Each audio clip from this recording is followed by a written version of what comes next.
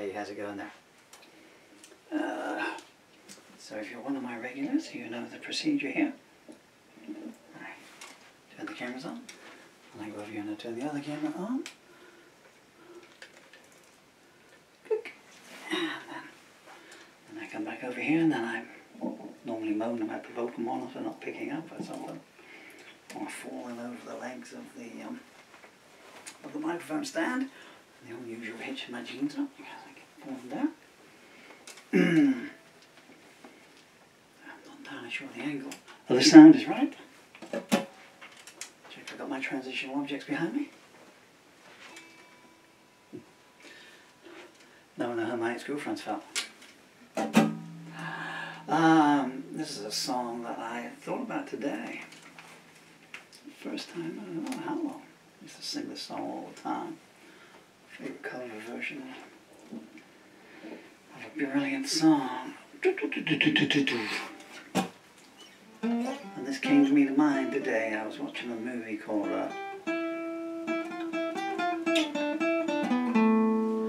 Last Train to Gun Hill. I'm not entirely sure that camera over there is pointing the right place, so I'm just going to angle over here.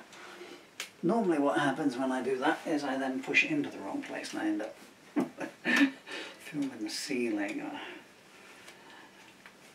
carpet or some point in between. Distracted myself. Last Train from Gun Hill, Kirk Douglas movie. There's a kind of an irony in Kirk Douglas appearing in that film. If you think about Natalie Wood, you can read my article on my IMDb about it if you so choose. I am Paul Murphy at Angel 3.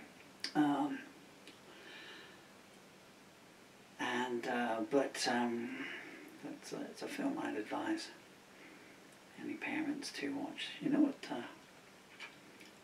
struck me about that film? There is a point to this, if you bear with me just a bit longer. There's no point to it, I'm just rambling. You'll have to stick with me now. Is that I think the birds are actually coming in the kitchen, opening up the fridge and looking for food because I haven't fed them for like 15 minutes, you know. No one feeds me. No one's fed me in a year. They're not saying that, be throwing stale bread at me. Cool, he's ungrateful, he's not eating it.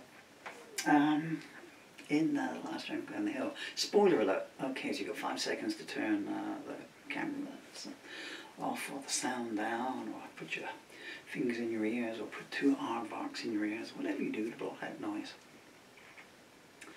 Is that Kirk Douglas loses his wife, but keeps his son in that film. Anthony Quinn loses his son and loses his reason to live. And that led me into something else, but that made me think about the song that I might start playing in 4 days' time at this rate. The guitar of the car, I tuned the car up, C7th. I'm going to be driving in D diminished today. I tuned the guitar up before I started for once, which is very rare for me, and it's going to be so out of tune that for a start all the hot air that I'm filling the room up with will warp the strings. So that made me think of this song, and I thought I haven't played that in a while, so I haven't played it in a year. Shh. Can you hear that annoying tinny buzz coming off the vocal mic? There are 5 questions which I get asked. I must interject here, please forgive me, I will forget.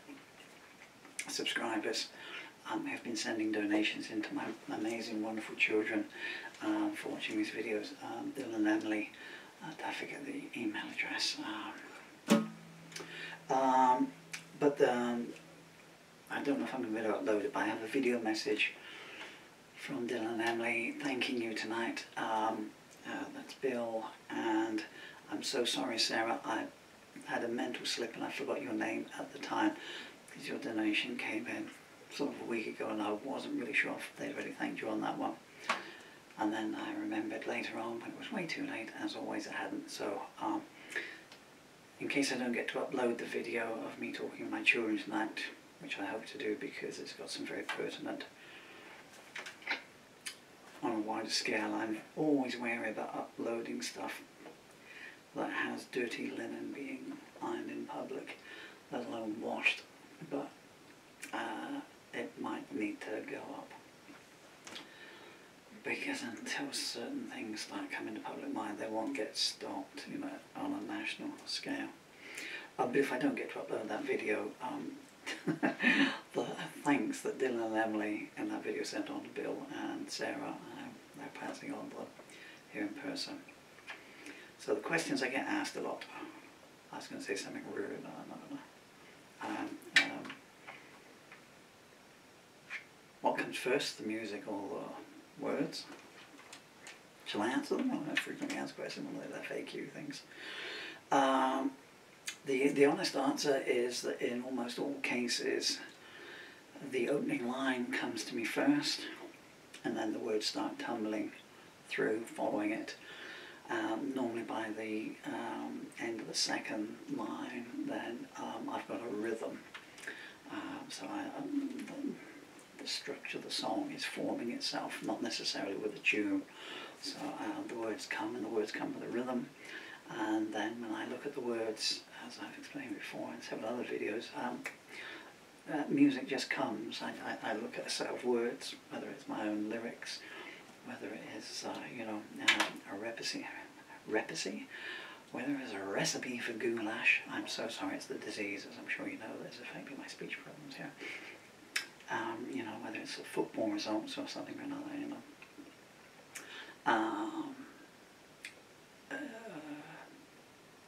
I've completely forgotten what I thought about that. Yeah, most frequently asked questions. Which is your favourite of your own songs? Yeah. You know, you won't find too many songwriters that will answer that. And if you just look at all my videos, there's songs that I play at certain times. I'm as fond of songs that I've discovered in the Lost Lyrics files. Yeah. It'd be easy to say which one am I embarrassed about, or which one do I wish I hadn't written, you know. That would be the way to go with that. I can't really think of one at the moment, you know. I never thought myself as the writer of them. And what was the first song I ever wrote? Well, I guess the lyrics of First Love Song, first song as a song, when I picked up a guitar and learned some chords, even though the guitar only had 2 strings on it at the time, was a song called Yesterday My Love, which I played the other day, actually the first time in 30 years. I mean, I never played it live or anything, and for that first 10 years after I wrote it, I'd sort of only play it when people said to me, "What's the first song you ever wrote?" And I'd say, "What was this?" And then it disappeared into the ethos. But I'll tell you what the last song I ever wrote was, and that was this afternoon. And it was called Last Train from Sunset Hill. And I wrote that, as you probably gathered from all this prevarication here, with regards to that Kirk Douglas, Anthony Quinn situation that I've just mentioned. And you'll never get to hear it, I'm afraid, but that is the last ever Paul Murphy song, Last Train from Sunset Hill. Because I never get asked that, you know. Who would? You know, what's the last song you ever wrote? Well, now you know. So, trivia fans, that's it.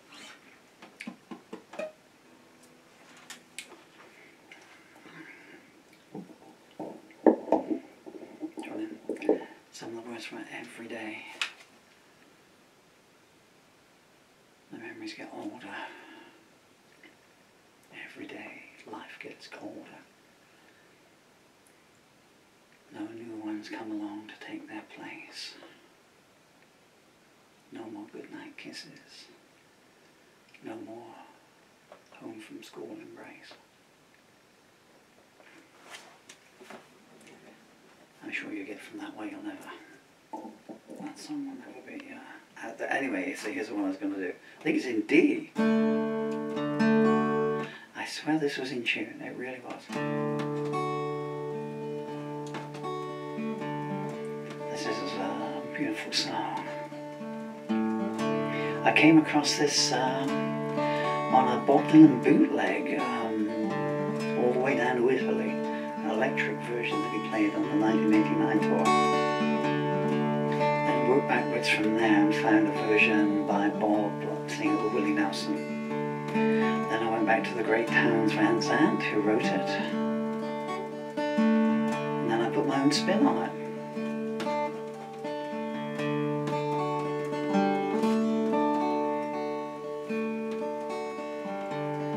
Living on the edge, my friend, gonna keep you free and clean. Now you wear your skin like iron, heart's as cold as kerosene. You were your mama's only boy, but her favorite one it seemed. She began to cry when you said goodbye, sank into your dreams. Pancho was a bandit boy, rode a horse of diamond steel, wore his gun outside his vest for all the honest world to fear. Pancho met his match, you know, in a town down in Mexico. No one heard his dying words, but that's just how it goes.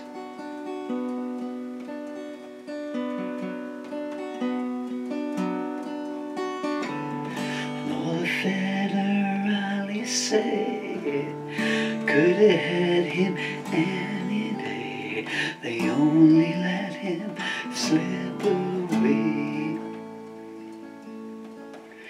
Out of kindness, I suppose.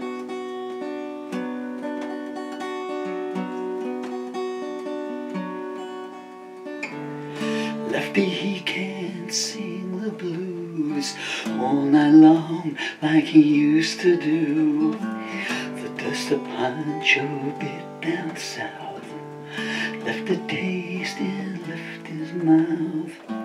Today they laid poor Pancho low at the split for Mexico. No one had the strength to go. Hear the wild winds blow.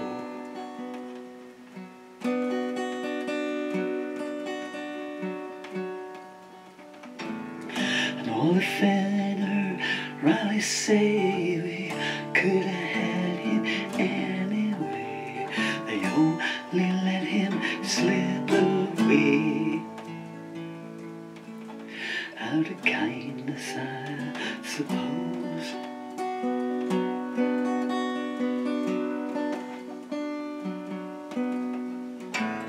All the federales say we could have had him any day, they only let him go so long. Out of kindness, I suppose. Out of kindness, I suppose. Out of kindness, I suppose.